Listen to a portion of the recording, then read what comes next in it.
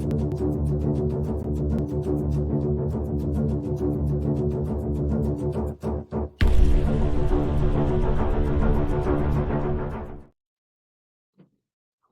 to Prepper Nation. I am John. Thank you very much for being here. Sarah James, thank you for the mean bean this morning, ma'am. Truly appreciate you sponsoring the coffee here at Prepper Nation. So, hey, when I'm wrong, I am man enough to admit that I was wrong.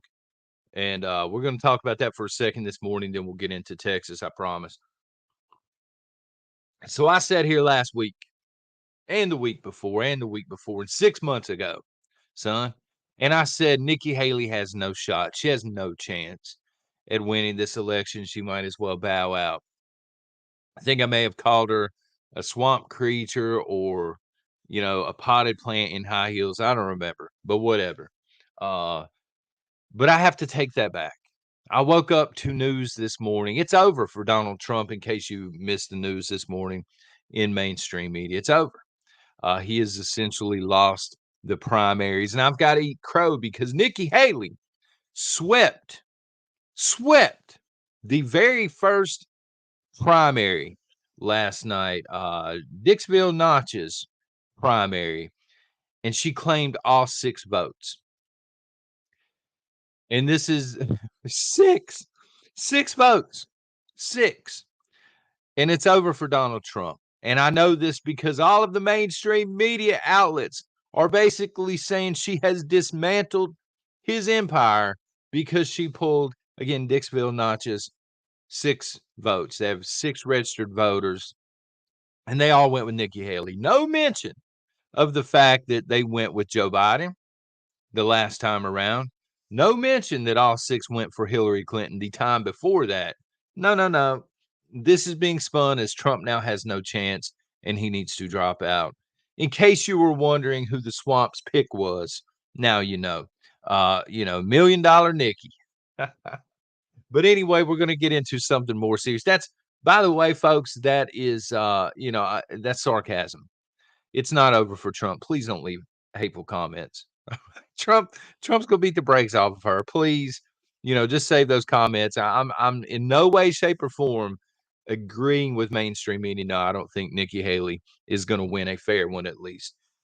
Let's get into the Supreme Court ruling that came in yesterday. Not enough people are talking about this. They're talking about other flashpoints. They're talking about what NATO is doing, blah, blah, blah, blah, blah. NATO's been doing it for years. We know what's coming there in Europe. The Supreme Court yesterday ruled against the state of Texas. And they said, number one, you've got to take the razor wire down because it's effective and we can't have that. We can't have you stopping people coming across the border who aren't supposed to be here. And number two, they ruled that the Biden administration, that Border Patrol be allowed back into the areas that were off limits. Totally voted against the state of Texas on this. And Governor Greg Abbott of Texas, and this is a direct quote, said this is not over. And then Tana went, shh, when I heard this comment, because if you remember last week during the radioactive podcast, or maybe it was the after party, don't remember. But I was saying, keep an eye on Texas, keep an eye on the state government and the governor of Texas, one way or the other. If they concede and they take the knee, it's over. I remember saying it's over at that point because if Texas is not going to stand up, nobody else is going to stand up statewise. But if they hold their ground and they continue to stand against, the government overreach, well, we might be onto something at that point. And again, his direct quote, this is not over. And let me just say before we move forward here, with Greg Abbott, these comments always come in. Well, he's weef. Y'all know what I'm talking about. He's part of the problem. He's part of the swamp. Okay. I'm not saying you're wrong. I'm not trying to disrespect you. I respect you for leaving those comments. But if you're going to leave one of those comments, at least attach a name to, someone in Texas, who's in public office that is not corrupt. Because if you believe they're all corrupt, you don't need to do anything now at this point but stack food and ammo because you're saying it's over, son. But if there's any glimmer of hope, we've got to place faith in somebody in a powerful position. We've got to believe there's at least one or two that are not fully corrupt. Okay. So please just attach a name to those comments that I know are coming. And God bless you for watching the video. Okay.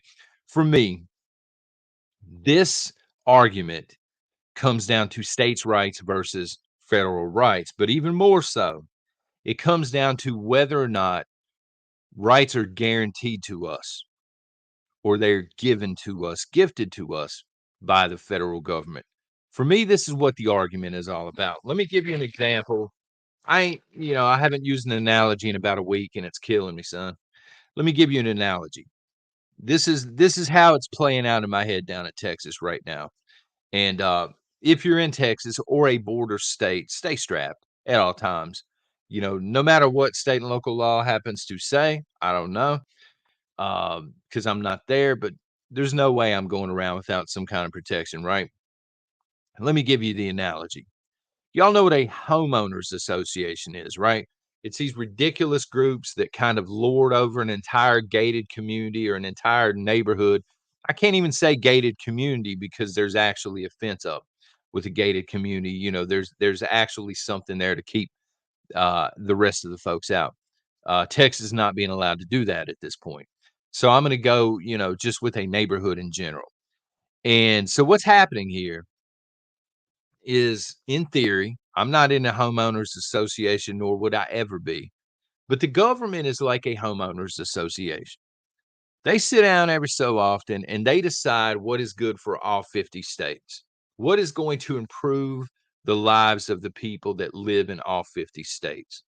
This is supposed to be their job, right? Well, I know we're in an upside down world right now, but in a world that would actually make sense, this is the government's job to police, to make sure everybody is safe, to make sure everybody is happy, the economy is humming along. You get the picture. But we have reached the point now, okay, because state governments would be heads of households. All of the houses up and down in this neighborhood, Texas being one of the largest.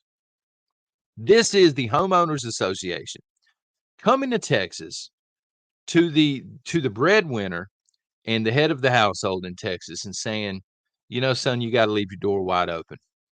I know we caught you trying to shut the door and lock it, but you got to open it.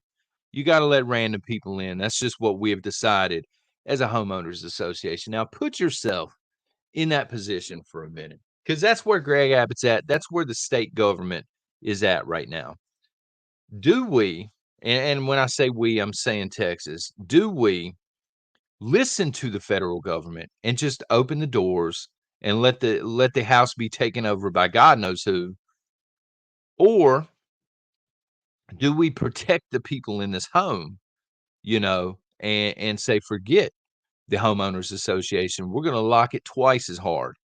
You know what I'm saying? And keep an eye on Texas.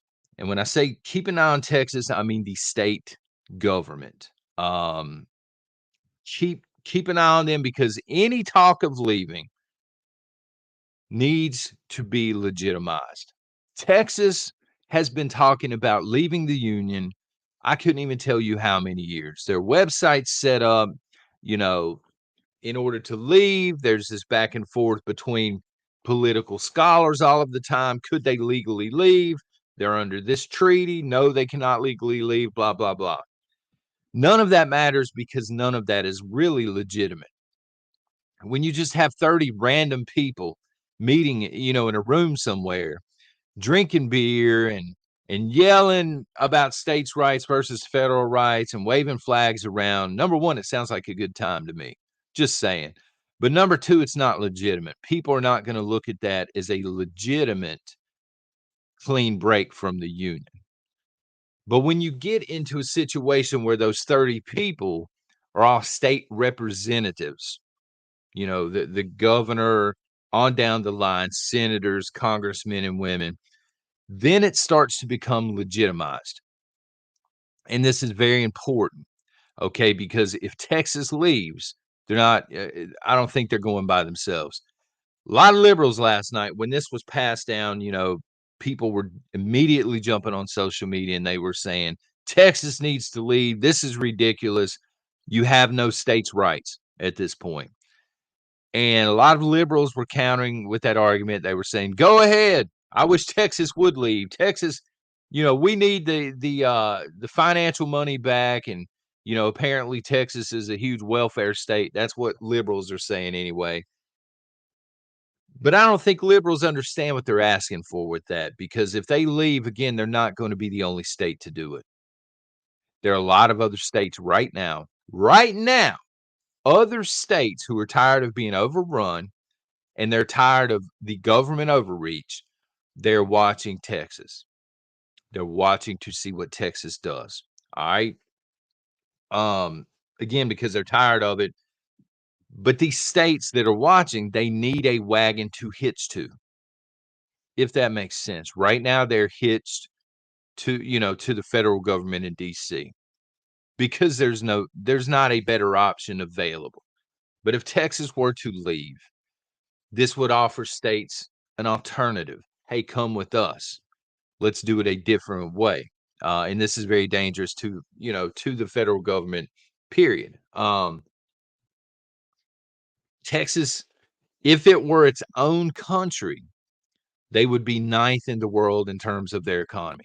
The ninth largest economy in the world, if they were a nation. DC, on the other hand, as many of you have pointed out, they're a dying empire. Many of you, and I totally agree with this, by the way, they're saying Rome, ancient Rome 2.0. The similarities, the parallels, they're there. Rome is dying once again. And states, governments see this. States like South Carolina, Georgia, Arkansas, they see this, Arizona, and they're watching Texas, because they don't want to go down with the ship. They don't want to be dragged into Roman, the ancient Roman Empire 2.0, and just become obsolete. They would like, I think, a second option. But because Texas has such a large economy, DC is not just going to let Texas walk away. That's the problem. Liberals are like, go ahead, leave. If the federal government said that, Texas would be gone tomorrow. If they knew it would be a peaceful, clean break, Texas is out of here. They ain't got no problem telling you that.